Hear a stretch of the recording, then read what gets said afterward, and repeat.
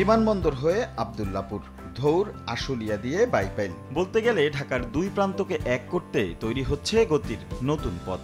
24 kilometre এই উড়াল পথ যুক্ত হবে ঢাকা এলিভেটেড এক্সপ্রেসওয়ের সঙ্গে। তৈরি হবে মূল শহরকে নিচে রেখে সাভার থেকে চিটাগাং রোড পর্যন্ত সরাসরি 44 কিলোমিটার পথ।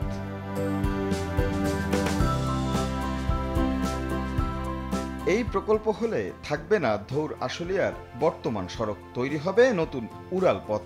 সেই অংশে আসা যাওয়ার আলাদা দুটি লেন তৈরি হলেই উঠবে মূল সড়কের পিলার। এরই মধ্যে সংযোগ সড়কে বসেছে ভায়াডাক্ট।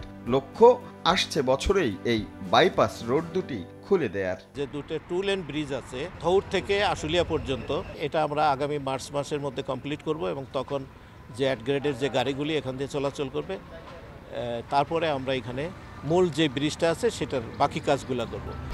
1, 2, 3 ঢাকায় জমি জিতে নিন 100% ক্যাশব্যাক সহ 20 কোটি টাকার পুরস্কার।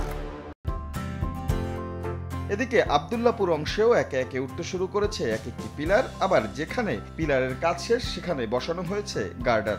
8টি করে গার্ডার ধারা দিয়ে তৈরি হবে এই এক্সপ্রেসওয়ে সড়ক। এভাবেই একদিকে উঠতে থাকবে পিলার আর চলতে থাকবে গার্ডার ইরেকশনের কাজ। 14,000 গার্ডার তৈরি করতে হবে। আবার এই গার্ডার তৈরি করে 3 মাসের বেশি রেখে দেওয়া যায় না, এটাকে ইরেক্ট করতে হয়। সেইভাবে আমাদের প্রোগ্রাম করে করে আমরা গার্ডার তৈরি করছি এবং আপনারা দেখতে পাচ্ছেন যে গার্ডার অলরেডি আমরা ইরেক্ট করেছি, উপরে স্থাপন করেছি। এ পর্যন্ত প্রকল্পের সার্বিক অগ্রগতি প্রায় 40%। এই পথ ধরে আগালে এমনিতেই চোখে পড়ে আশুলিয়া এলিভেটেড এক্সপ্রেসওয়ের কাজের অগ্রগতি। তবে এখন দৃশ্যমান হয়েছে পিলারের উপরে এই গার্ডারগুলো। কর্তৃপক্ষ বলছে প্রকল্পের মেয়াদ 2027 সাল পর্যন্ত হলেও 26-এর মধ্যেই নতুন এই গতির পথে যাত্রা শুরু করতে চায় তারা।